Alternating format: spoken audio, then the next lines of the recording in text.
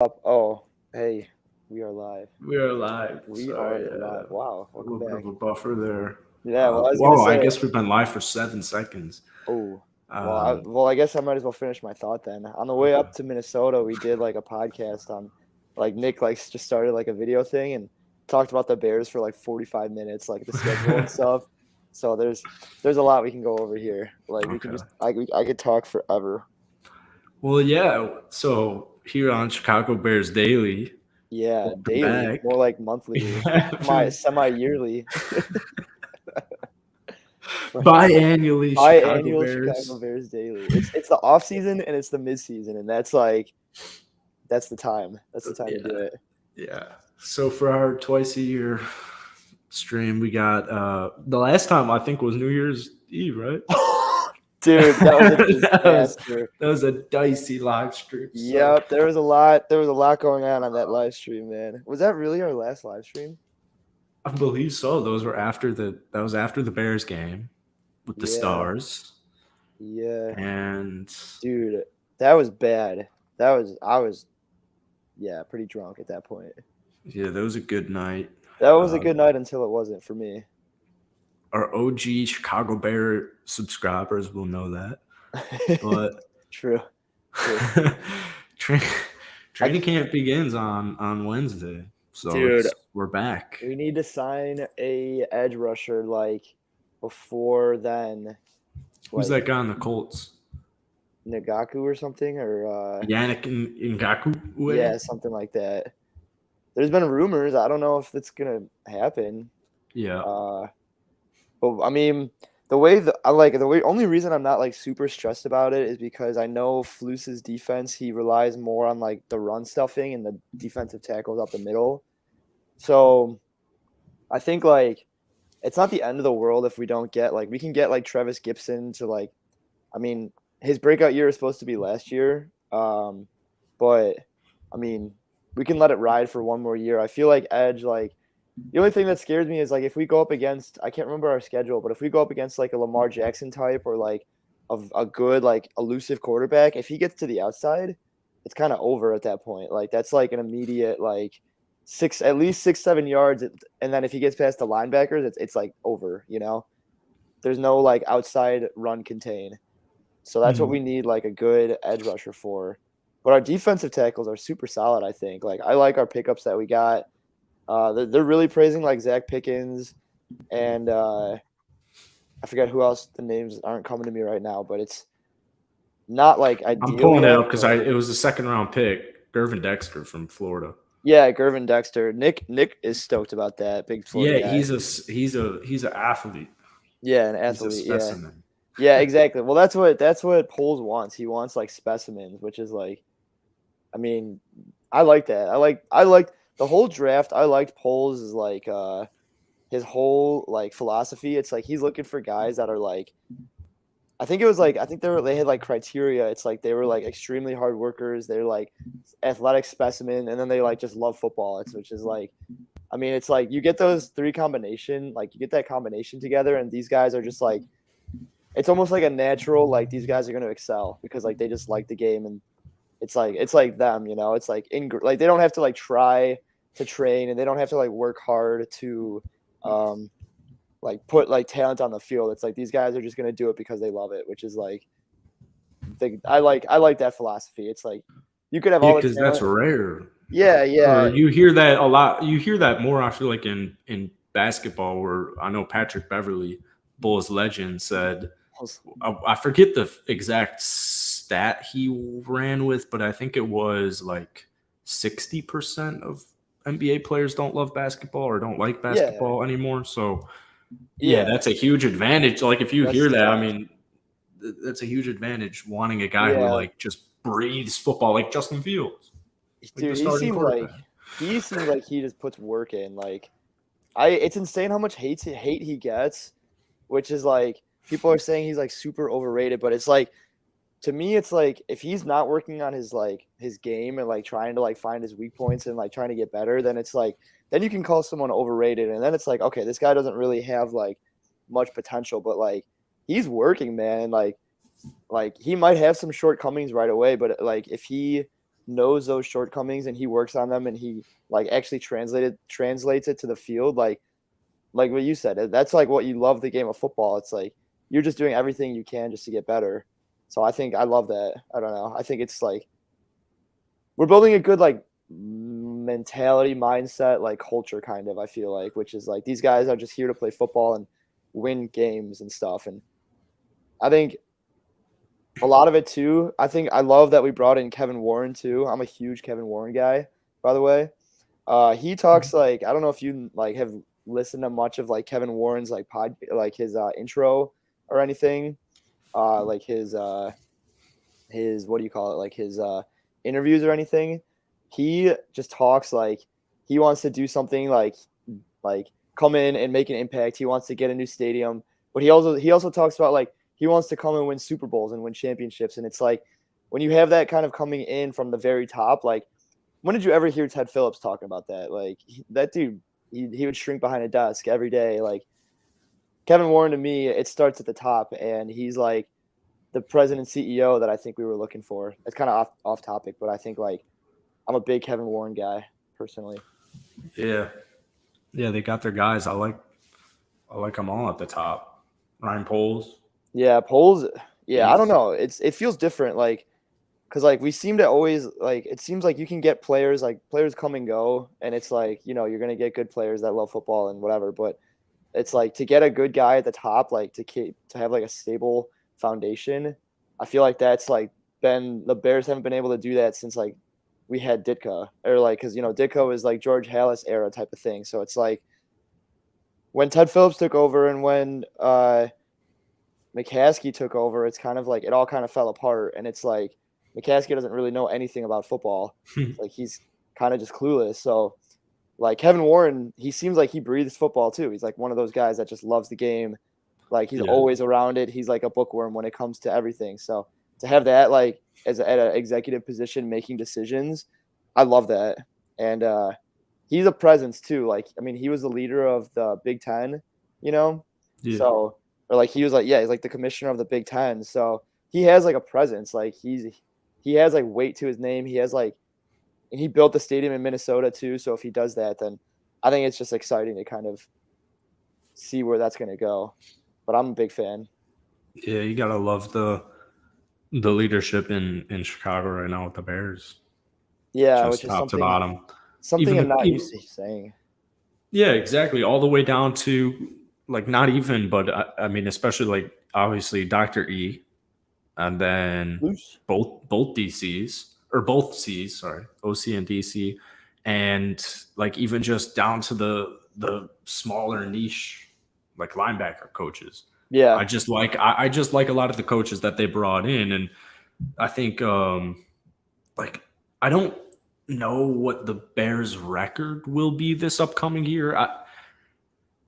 I mean, there's so many different hypotheticals you get into. Like if Justin Fields were to cement himself as like that dude, you're probably looking at 9 wins. Realistically, we still have shortcomings. Yeah, there's a lot of shortcomings, especially on the defense, but there also was a ton of free agent signed, a ton of draft picks on both sides of the ball. But like, you know what I'm saying? Like a Cincinnati kind of turnaround when they, what was Burrow's rookie year when he got injured, they won a very small amount of games, and then the next year they make the playoff or Super Bowl. Was that the next year? Wasn't that the Super Bowl? Wasn't the next? I'm pretty sure the next year was Super Bowl. Dude, could you imagine? But like, regardless, my point is, I don't think the Bears will win like 12 games this upcoming season. Yeah, I mean, it's not likely. We do have an easier looking schedule, though. I went through it. They're getting so much better, even if they win 5 or 6 games. It's still. But you're still heading in the right direction with a lot of these moves that you're seeing in the offseason. It's hard to go anywhere but up when you win 3 games the previous year. But no, I definitely see your point. I think like the thing is like those 3 games that we won, or I guess all the games that we lost, like I think almost every single one of them were within like 1 score. And it's like if you think back to it, like the one that sticks out to me is the Dolphins game where Fields like threw the ball downfield to Claypool, and it's like in his arms, and the corner is like hugging him and like throwing him backwards, and it's like, oh, okay, well that's a 60-yard pass interference that wasn't called at the end of the game, which is like, okay. And we also lost some games on like extra points missed by Santos. I still kind of feel like he was kind of paid off to miss. I'm not gonna lie. Oh wow. Yeah. And I'm not I don't really believe that, but I also kind of like think like maybe they were saying like, all right, like if you do this, like we'll keep you around, like we'll, like you won't get like canned for it or anything. It's like it's gonna help. I don't think it's like a real thing, but like it could be like something going on there because there was some extra points. Like I think it was the Lions game. He missed the extra point and we ended up losing by 1. So, but we ended up getting the first overall pick, which is like super sick. And we traded that for draft capital, DJ Moore. This season, we're all hoping for the Panthers to be the worst in the league, which is possible. I don't know. There's teams at least like the Bucks. I know, dude. The Cardinals are going to be the worst in the league for sure. I think the Texans are going to be down there too. Actually, the Texans Raiders just get down there. Oh, you don't the think Texans got some guys? I mean, the Texans kind of similar to the Panthers, but I mean, the Panthers almost made the playoffs last year with all that with that shit show at quarterback, Baker and but now they don't have a receiver. Like, who's he going to throw to? I mean, yeah, they're certainly rebuilding the offense. Their running back is like the worst team in the league. I don't think. I know it's just a dream. That's just a dream. Like, to get the first pick this year would be insane. Like, oh my Caleb God, Williams. Or we just get crazy trade. Well, this honestly, I mean, it's not out of the question if like things really like aren't looking how we're hoping for it to be. I think Fields knows that too. I hope he knows that. I think he does. He seems like he's a rightfully, yeah. Yeah. He seems like a realist when it comes to like that kind of stuff. It's like he probably knows that the pressure is on, and it's like, and that I feel like that would motivate him too. It's like he wants to be like a Bear. Like, he wants to be like a Bears legend or just a legend in football in general. Like the way that he talks, it's like it's got to light a fire under him. It's like if he doesn't do well, like he's got a very short window, and it's just the situation that the circumstances that he's in, because the Bears are like primed for, if things go south, we're primed for like another top overall pick, and the rest of the team is kind of starting to develop. So he needs to like kind of take it off with the team too. Yeah, that's the good spot is, well, I mean, you're entering year 3, but you just had a great sophomore year. You know, you threw a lot of touchdowns. You ran for what most running backs would be a great year, over 1,000 yards. Second in QB history, yeah. And so, but you're 5-20. And obviously that doesn't all fall on Fields, but like you need to start getting some wins here. Like the games you're talking about, you know, Detroit 1 point away, Santos or no Santos, but there's, you know, Philly. The Philadelphia game was awesome. I remember that. But you know, lost by 5 there. The Miami game you're talking about, lost by 3 to Atlanta as well, lost by 5 to Washington. Yep. You want to see like some of those close losses switch to close wins. Exactly, yeah. And I feel like with a more complete team, that'll kind of happen. Yeah, you got DJ Moore. I think my man Robert Tonyan, I think having these 2 tight ends is a big deal for Justin Fields as well. Sets, and a lot of extra blocking too. Yeah, Darnell Wright, Nate Davis, fixing the right side of your offensive line, I think is huge. The guys you were mentioning on defense, Zach Pickens and Javon, like these are, like you're saying, 2 Eberflus, 2 Williams, 2 what they're running on the defensive side of things. Like this is just kind of that depth, some of the talent that they lacked last season.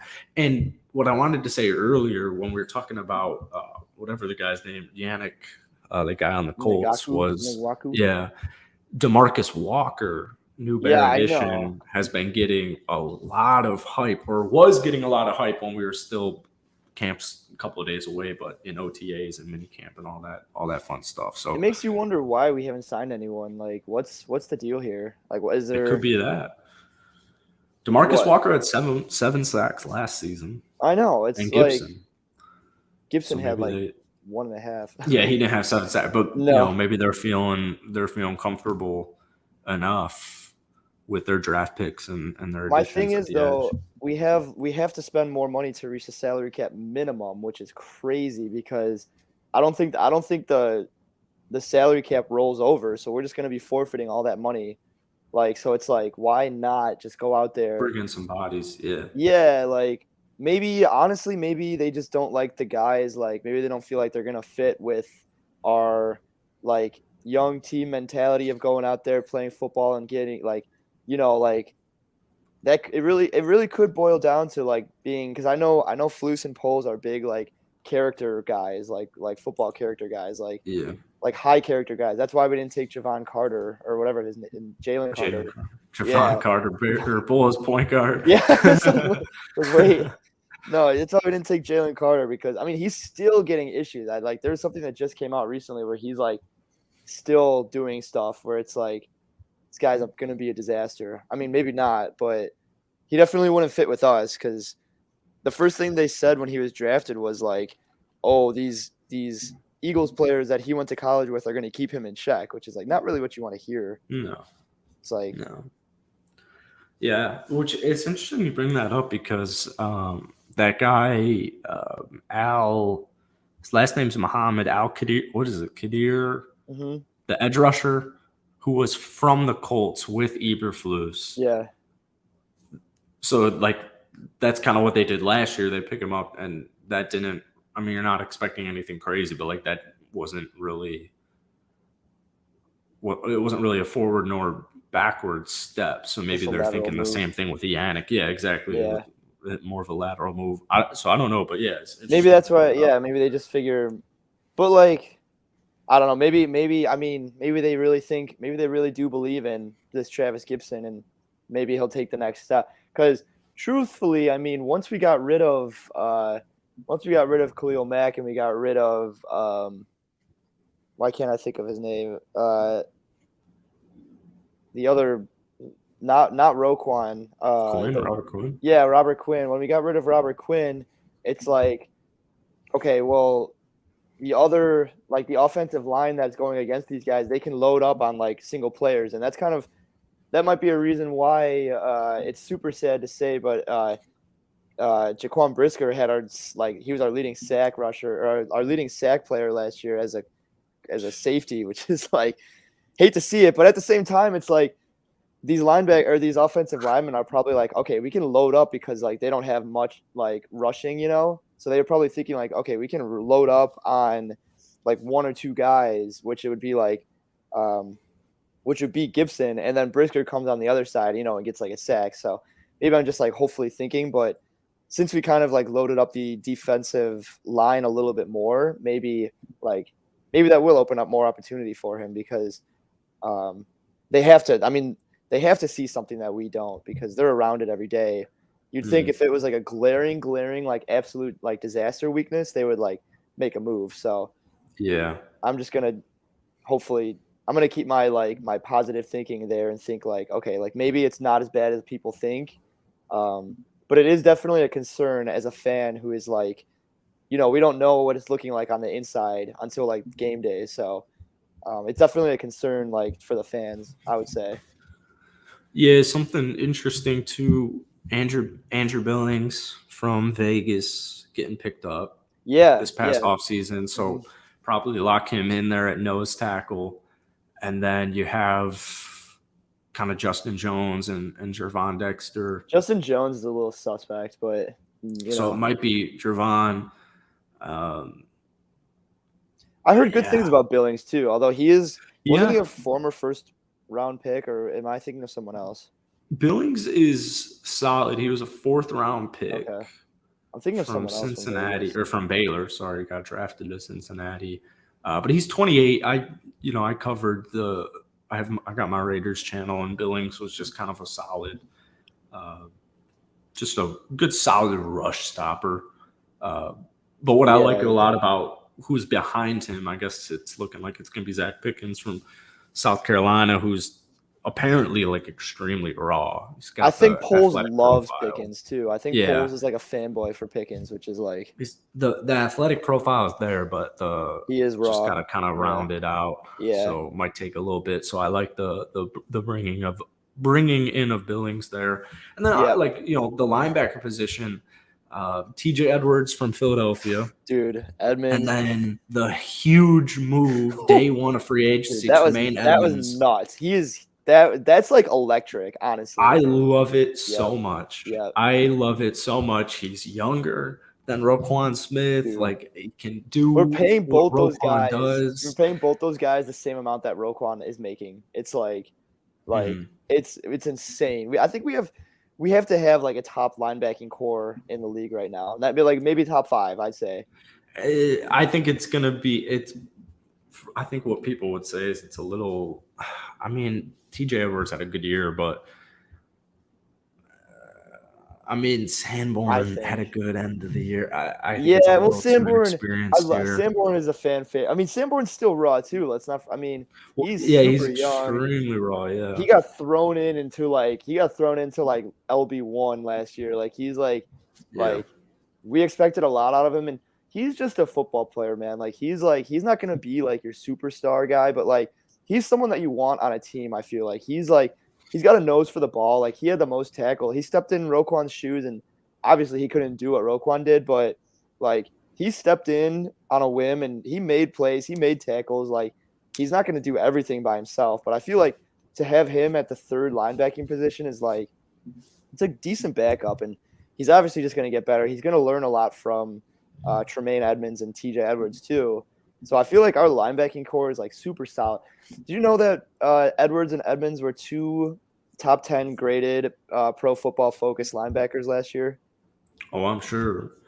I mean, Edwards had like 150, 160 tackles, and then nuts.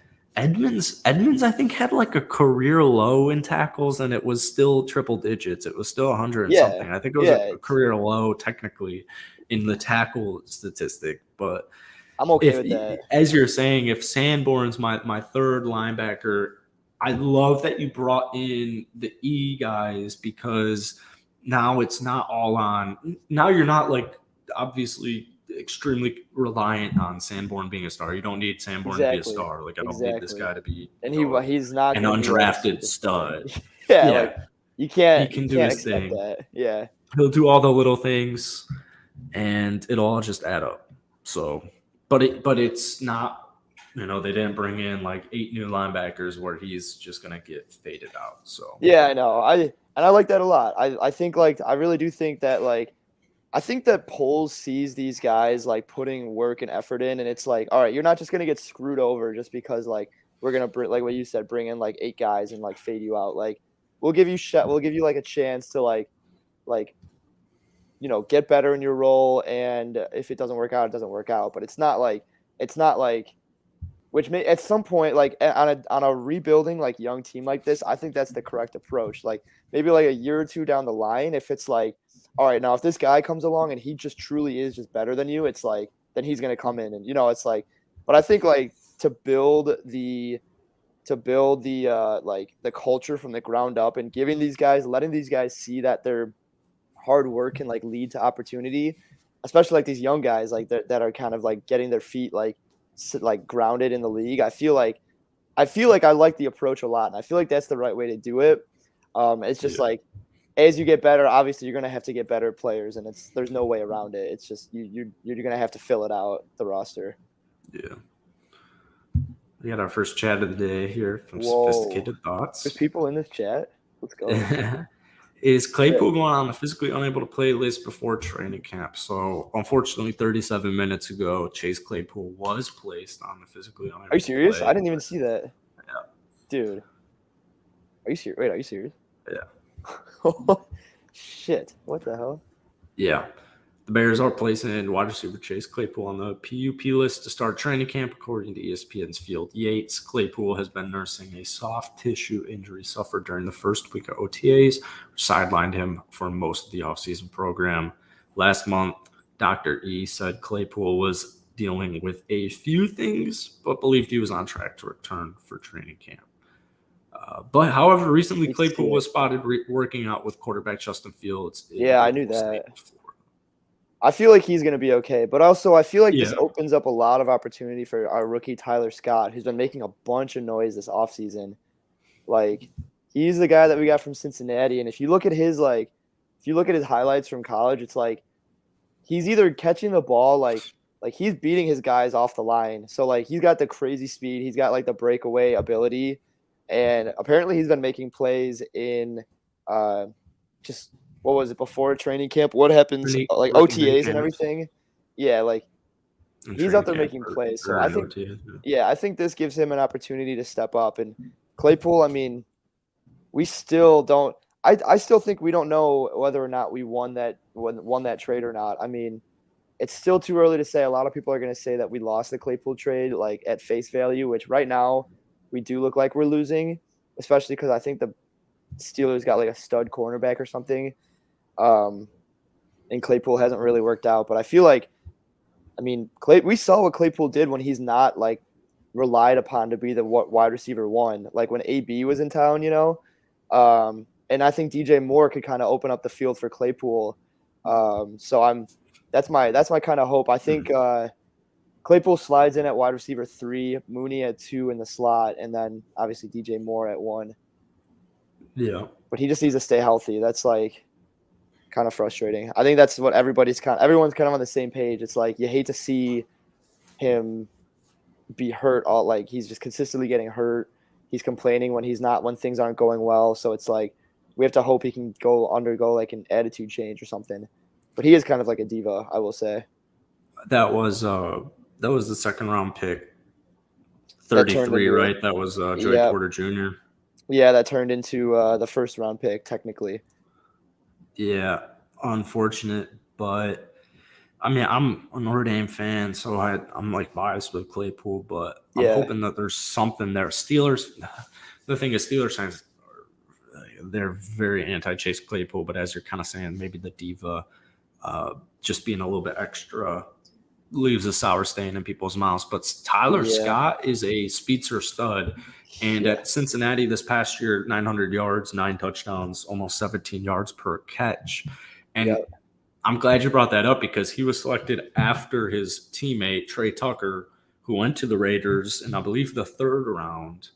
But statistically, Tyler Scott did do better than him. Yeah. And not just Tyler Scott, but you also have my boy ESB from Notre Dame and the Green Bay Packers, Equanimeous St. Brown, obviously Velus Jones Jr., and Dante Pettis, who's just a really solid. He's just kind of wide receiver. It's just I just think he's a solid wide receiver to have. He's like a guy. If you played like Madden Ultimate Team, he'd just be like a starting pack guy. Like he's just a good guy to rely on, kind of not rely on, but like he's a perfect Madden like wide receiver 4. Yeah, exactly. Just like he'll be like open in the flat route or something. Like if you need like a check down, he'll get you a check down. He made some good plays last year too. Yeah, I'm saying, dude, he's a good wide receiver. So yeah, I think I like our wide receiver core, even though it hasn't changed a lot. I feel like that the addition of DJ Moore is gonna make it like it's gonna be huge. Yeah, it's gonna be huge. We just need to stay healthy. DJ Moore was 3 straight 1,000-yard receivings in Carolina in the past 3 seasons. Before this past year, 888 yards. I drafted DJ Moore in fantasy football. Nice. So I hated having DJ Moore. Yeah, I mean, he had a down year because of no Panthers. The Panthers offense was very difficult to kind of understand. And predict and watch in general, as you're saying here. But DJ Moore, I think, is a perfectly fine wide receiver 1. Now, with that being said, 3 years from now, if the Bears are, winning the division and you're getting to the championship game, and we need like a Justin Jefferson type. At that maybe you want the Jefferson or the Jamar Chase or the Megatron, but for the time being, DJ Moore and Darnell Mooney 100%. Yep. DJ Moore was a huge move, And I remember Yeah. everyone being like, "What are they gonna do? What are they gonna do?" Dude, I couldn't believe they sauced away the first round pick or the first overall like It was so quick. genius. Ryan Poles was He played it very well. adamant about Yep. wanting. All right, you want the first pick? Well, I want DJ Moore.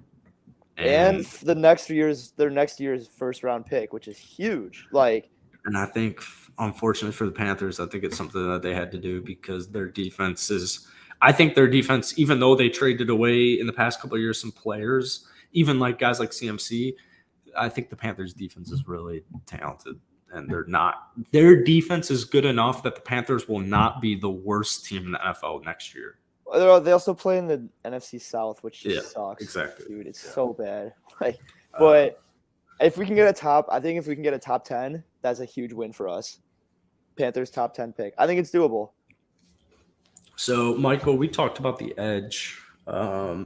Still kind of waiting to see there. But yeah, we mentioned it. There isn't anything new that's come out. We were kind of talking about possibly why that could be. Vilas did come around at the end of the season. Reports are that he's been pretty good in OTAs. So hopefully, year 2 breakout for him. I like Velus Jones a lot. The only thing is, he was drafted. I think he was 24 or 25 when he was drafted. So his naturally his margin for error is just going to be like less because like all of a sudden it's like, oh, by the end of his rookie contract, it's like make or break almost. Yeah, it's like, is he worth giving much money to? Like, I like him a lot. He's super quick, and if he can lock down like the fumble issues or the muffing issues, then because we lost a game on that too. It was I think we lost 2. I think we lost we lost the Giants game on him muffing, and I think we lost the Redskins game on him muffing too. Well, there was also a lot of other disasters along the way, but it's like those are the kinds of plays that like make or break like a game. You know, it's like oh, you're about to get the ball back. Oh, but you know, it's you muffed it. So then there goes all your momentum, and the defense has to come back out, and it's like so that's what I'm talking about. It's like those kinds of mistakes that can be limited for this next year is like those 1-score games really come down. It's like you can literally pick out in most of these games like a single play almost like that like resulted in a loss. So it'll be interesting. This is a big year from considering where he was selected. Huge and his rookie year, huge year for him. Currently, ESPN lists him as wide receiver 7. I need at least 500 receiving yards from Velus Jones Jr. this next year. If he doesn't do 500 receiving yards, I'm going to need to see and it should flashes, be really easy to see a lot of flashes. But if he's still on special teams, I'm going to need to see some stuff there. But yeah, plenty of flashes if he's sub 500 receiving yards. It's just, I mean, a 26-year-old receiver. We all know you get the most production from a wide receiver in their first 5 or 6 years in the league, as opposed to their final 5 or 6 years. Exactly. So, I don't need Velus to be a 1,000-yard receiver, and I don't need him to be this insane stud, but I need to see enough where it's like, I need basically your new draft pick to not beat me outright. I need Tyler Scott to not beat me outright and be like, all right, well, Tyler's doing that, so we can get rid of Velus. Yeah.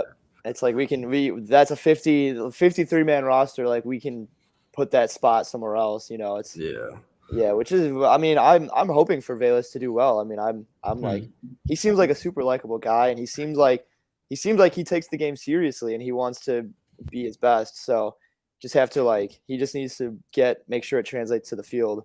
Because Tyler Scott, I mean, man, from what I've been hearing on reports, OTAs, he really is coming on strong. So it'd be cool. I mean, there's always some, to me, as I have kind of a bias to receivers. So I always feel a little bit extra excited when we have a rookie receiver coming in, because it's oh, he really could he could come in and just be electric and change the game. That's just my bias as a receiver favorite position, you know. But it's if he comes in and if he's a super slot guy, I mean, he could easily slide into the wide receiver 3 role. But you just one step at a time, you know. He just got drafted. He won't get much opportunity to start. You never know.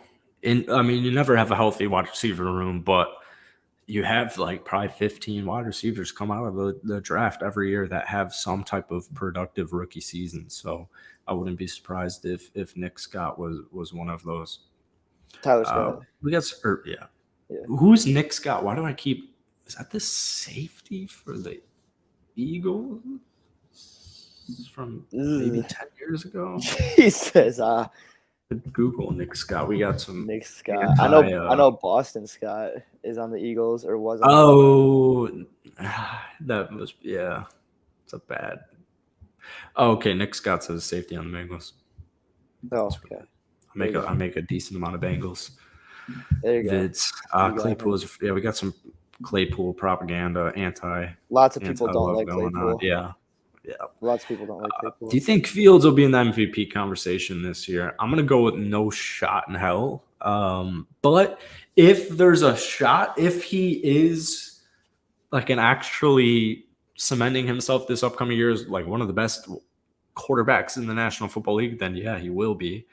It's just a huge. I don't know if the roster is good enough to win enough. That's what I was gonna say. So I feel like if the team as a whole kind of like surprises everyone, I feel like if like the roster kind of puts it together, we do end up winning those close games. He'll be in the MVP conversation like mid-season. But I don't think we currently have the roster to like go far, so I feel like it'll kind of taper out. I feel like he'll be a dark horse, kind of like kind of what you're kind of piggybacking off what you're saying. It's like, oh wait, Field could be like an MVP candidate. I don't think he'll be like a serious contender for MVP this year, but I think it'll be like, best case scenario, not best case scenario, but like a great like starting scenario is like people starting to like realize like Fields puts in some like he puts some work on the field and people are starting to see like, oh, Field could win like realistically an MVP down the line. Like, and I might have the bias, but I kind of saw flashes of that last year, like with his legs. I mean, there were throws that he made that were flat out dropped. Like, again, going back to that Dolphins game when it was 4th and 10, I think it was Dante Pettis on the sideline. He threw the ball and Pettis dropped it, and that was the game. So, like, I mean, he makes plays. It's just like you get a cast around him. He's not running for his life. He was hit the most of any quarterback. I think him and Russell Wilson were tied for most QB hits last year. So it's like if you can like get him to actually settle down in the pocket, and that's what Darnell Wright was doing or is going to be doing, and we're going to be moving Tevin Jenkins to the left guard to work with Braxton Jones, who was also a high rated left tackle his rookie year, which is really sick.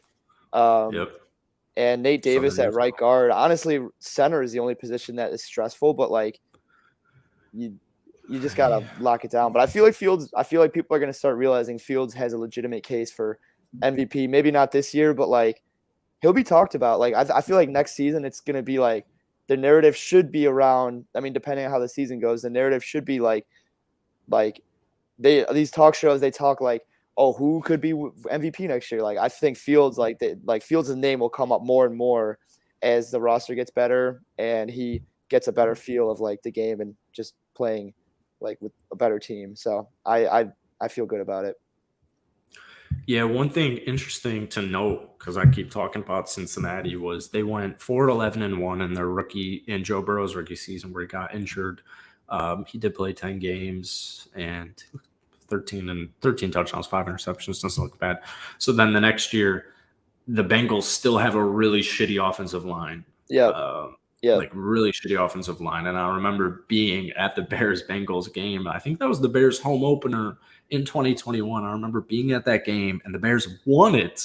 The Bears won that game. And I remember all playoffs, the rest of the season being like, how the fuck did we this is the team that I saw the Bears beat first I remember that of the season. But Joe Burrow that season, they went 10-7. He went 10-6. Yeah. 35 touchdowns, 14 interceptions, led the league in completion percentage at 70.4, threw for 4,600 yards, wasn't like top 5 in MVP voting. So who won MVP that year? That could be something. 2021 was that Lamar? feel like Lamar was before that. Maybe it was Lamar. 20. Aaron Rodgers. That's right. Oh yeah, Yep. that smug face.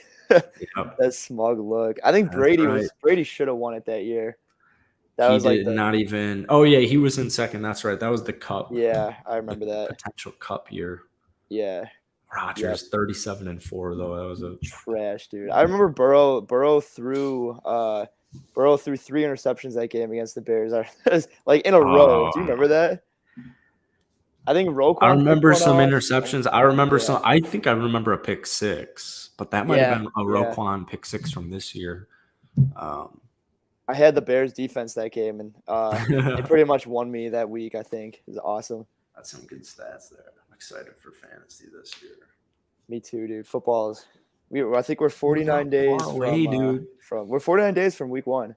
So it's crazy. We're not far away, and it's so huge because, like, I feel like basketball kind of got us through the bad part of enough of the bad part of football season. Like, the last couple of weeks have been terrible. Since the last month since basketball has been done have not been great because once OTAs end, it's like we have nothing. What are we doing now? This week and last week with a couple of teams, we have camp starting. Content, before you know it, preseason is here, and then especially with only 3 now, before you know it, the first week of the season is here, and then we got it until February. So, oh my god, dude, it's like a dream come true right now. Like, it's crazy going back. How I keep going back to like old videos that I made and how long ago they were, and being like, "Holy shit, that was like 6 months ago." I know. It's like and it's like when there's no football. I mean, when there's no football going on, I like to enjoy the summer and everything, but it's like it's like when it's like Sunday night or like Monday night, it's like, well, football would be like pretty sick right now. Football or Sunday morning at noon, or like Sunday at noon, be like, wow, I would love to just sit down and watch football for like 8 hours straight, 10 hours straight, literally. Yeah, it's like the best. It's the best. I know. I'm enjoying these Sundays off ish. It's a whole it's a whole commitment. And then when college football is on too, it's like your weekend is just football. It's awesome. Football. But it's also like midway through the season, it's like, holy shit, like it's just football. Like it's just football. Try to get any work done on the weekend, it's like, yeah, not really. No. It's like school. Yeah. So it's Tyler Scott, fastest on the team. I believe that. Yeah. I do too. You know Tyler Scott actually got like a super favorable like Madden rating. I think they rated him like 76 as a rookie or something, which is like crazy. Yeah. Like that's higher than drafted. Yeah, I don't know when he was drafted, but he's like 4th round, 5th round? I think it was 4th round, yeah. That's like higher than some like receivers that have been in the league. Like, I don't know what he did for Madden to like love him, but I think every touchdown that he scored in like his last season of college, I think like his average yards per touchdown was like 40 something yards. You know that? Holy cow. Yeah, like that's just like speed separation and route running. Like that's like putting on a clinic. Like I'm telling you, if you look at his highlights, like he's like wide open in half of his clips. Like it's actually sick to watch. And it's like, it's not defensive breakdown either. Like he's smoking these guys, and it's like Cincinnati had the quarterback had the easiest job. Just like throw it, and he's just wide open. Googling it because I can't remember who their quarterback was. Sauce Gardner's their quarterback. Yeah, I think I might get hate for this, but I think Sauce is a little overrated. Just because he's Sauce Gardner, it's like he carries himself with the confidence and the swag. He reminds me a lot of like he's trying to be like Deion Sanders, like he's a modern day Deion Sanders trying to be. It's like he's got the sauce, he's Sauce Gardner. I mean, he's good, but we'll see. But people are already throwing him as like top 5 at his. I know, that's what I'm saying. I think it's crazy. He did have a really good rookie year. He had a good rookie year. He had a really good rookie year. He was all right. He was good. I mean, defensive rookie of the year, I guess it makes sense. I don't know. To be fair, I didn't really see many Jets games, so just to be that good, that young. But yeah, he's definitely. I mean, he's outgoing, man. Yeah, He'll I mean, talk his he's got some like he's got the swag and people love it. It's just he carries himself with confidence and realize he was selected 4th overall. So yeah, yeah, it's gonna that come with that. yeah, that helps a lot too. But yeah, I'm getting pretty hungry here. I don't have too much to say. I think DJ Moore is gonna be a top 15 wide receiver this year. Yeah, man. I mean, well, the thought could be with the additions on the offensive line and the just overall improvements. Hopefully, that he'll have. I mean, Justin Fields statistically last year did have a lot of time to throw in the pocket, but that's just because he's a He was specimen running for his athlete. life, And dude. he's just running around the dashes and he's Dude. just making the plays continue Oh to my go on. god, So dude. Statistically, yes, he had time to run, but like realistically, half that time his back was to the field. Like yeah. he's like running for his freaking life, man. And then he takes But off. Yeah. year 2, Luke Getzey, year 2, new offensive coordinator. You're gonna see some improvements. Same And offensive Justin coordinator. Fields that's what I meant. Justin Fields is only improving. So I think top 15. If he's not top 15, that's like a failure almost. Like, I mean, DJ Moore, like one of them is a top 15 would be a cemented wide receiver 1. Yeah, I guess you're right. Not I would all love top 30. The top 30 wide receivers in the National Football League aren't the top. It's not like the True. wide receiver 1 on every team. I think if he's closer to like top 10 or like if he's like within like the 10, 11, 12 range, I think that would be like sick. Like 10, 11, 12 is realistic for me. That would be big. Yeah. I think he'll be more 15 to 20. Yeah, I think 10 to 15 would be like what I would be looking for. I think he'll have probably like 1,000, 150, 7 touchdowns, average 16 yards per catch, 70 receptions, something like that. Great year. Just a really good year. That would be a good year. Yeah, we really need good that. year. Thing is, 20 wide receiver. I'll say this as probably like a last note. What I want to see from Fields, I do want to see him making like the scrambling plays, and toward the end of the year, I kind of saw him doing this, but like I want him to when he is like scrambling and running, like instead of just like putting his head down to start running, like I'd love to see him look up the field, and I saw him do that more as the season progressed, like because when he's rushing and he's like outside of the pocket, then the linebackers are going to come up, the corners are going to be like, holy shit, like I don't know, like how are you supposed to cover this? So instead of like taking off and rushing, like Fields looking upfield, and like if DJ Moore is like wide open across the middle, which he should be because that's what we brought him in for, that's going to make some big plays. So I think you couple like Fields like scrambling ability with his like you kind of like if he can like look off his first read and kind of like look the field as he's like trying to run for his life a little bit, trying to make a play, like what Mahomes does. Like he doesn't look to run as a first option. His first option is to scramble, extend the play, and then like find the right guy.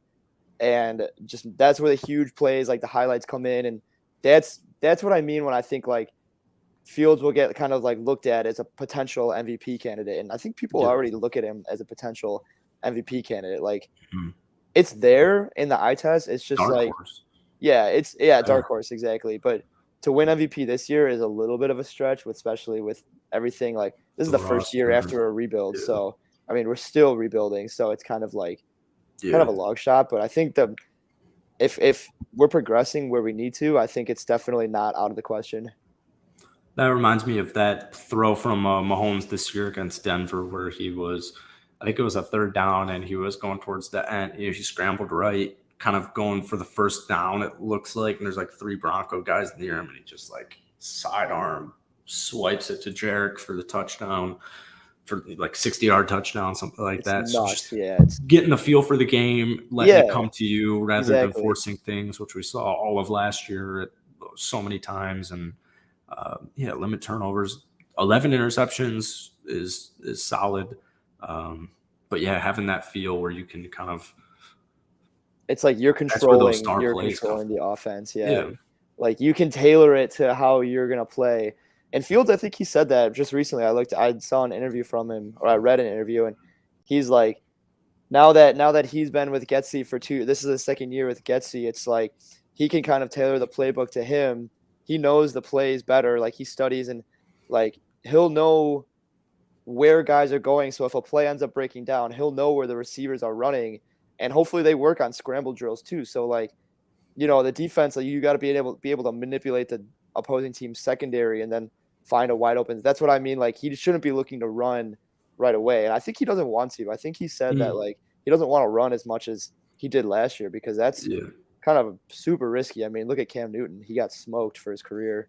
Yeah, but you want to be smart about it. Yeah, Mahomes is kind of a great guy to emulate, and I mean, we saw it so much last year, and having DJ Moore and Scott coming in with their speed is going to create so much more separation. Too. Yeah, healthy Mooney, so much separation, which there just wasn't much of last year, which made they're never forced to throw in the breadbasket way more than you want him to. And there's never separation with Bears. Yeah, and as we've seen in his NFL stint, and especially in his last year at Ohio State, like he's got a cannon. So, dude, he's a passer.